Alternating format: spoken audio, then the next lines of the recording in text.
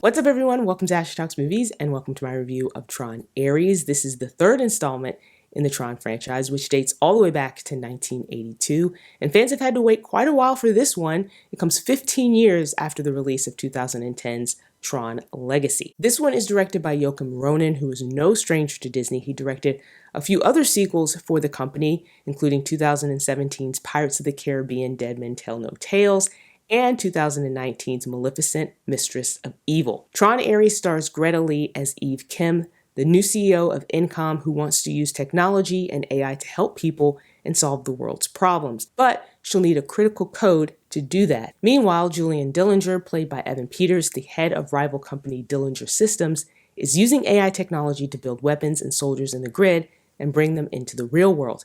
But he'll also need the same code to make his creation stay permanently. With the clock ticking, Dillinger deploys an advanced security program named Ares, played by Jared Leto, to the real world on a mission to acquire the code. Before I jump into the review, if you want to support the channel, there's a couple ways that you can do it. One, you can subscribe. I would greatly appreciate that. Also, make sure you like and comment, share your thoughts about the review and the movie.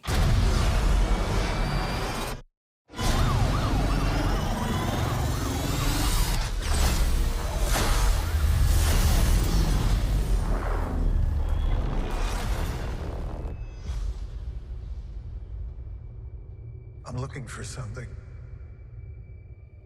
Something I do not understand. At this point, if you are a fan of the Tron movies, there are certain things that you like about these movies or that you've come to expect. One is probably the really cool futuristic digital world that these movies transport you to, and the other is probably the visuals. These movies have some really stunning visuals and special effects.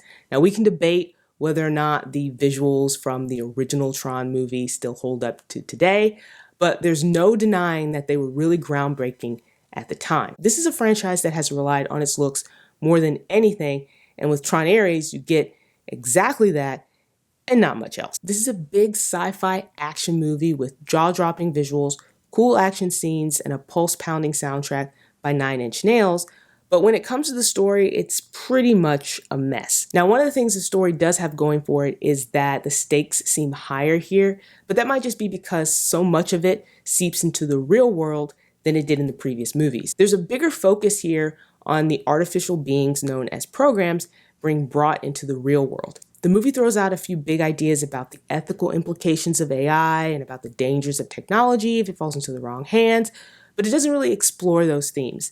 At times, Tron Ares feels like it wants to be its own thing, but then it will lean too heavily on nostalgic callbacks in an attempt to flesh out the story. The dialogue here is mostly used to explain the plot, and pretty much every character here is flat, and it was really hard to make any sort of emotional connection to any of them. And that was really frustrating because you have really good actors here. Greta Lee and Jodie Turner-Smith are the standouts because they are able to elevate what little they are given. Lee brings a grounded performance to Eve, a woman who's trying to be responsible with this advanced technology.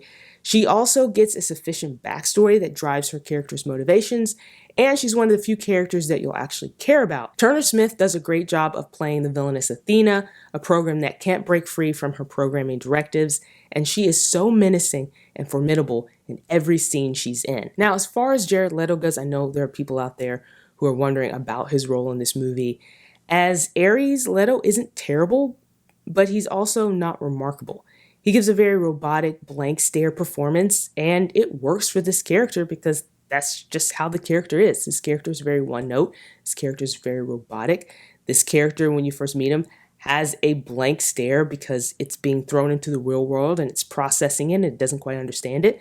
And Leto plays it how he should. Even though this movie falls short with the story and the characters, it excels with the visuals. The cinematography here is absolutely amazing, and that's thanks to cinematographer Jeff Cronenweth, who's worked a lot with David Fincher on movies like Fight Club, The Girl with the Dragon Tattoo, and Gone Girl. Tron Ares looks better than any Tron movie before it, and that's not just because the technology has advanced. This movie has such a sharp and rich visual style that completely transports you to this world. And it's just fun to look at, especially during the action sequences, which are both exciting and thrilling. And then you have the absolute banger of a score from Nine Inch Nails. Trent Reznor and Atticus Ross just knock it out of the park with this score, and it has this pulsating, vibe that just brings a lot of energy to this movie and to every scene. I really could just listen to the soundtrack all day, every day. It's that good. I actually ended up liking Tron Ares. I didn't love it,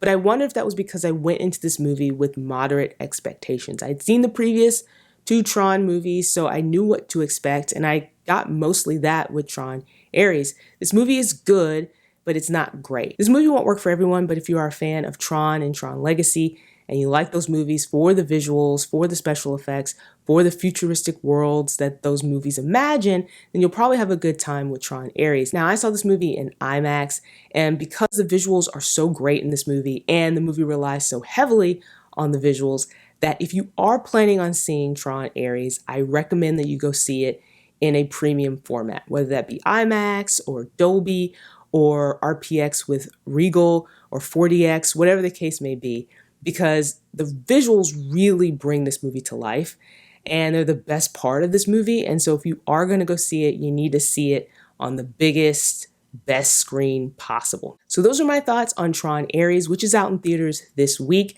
Do you plan on seeing it? Are you excited about another Tron movie? Let me know in the comments. Also, if you haven't done so already, please make sure you like this video and subscribe to the channel. Until next time, everyone, thanks for watching.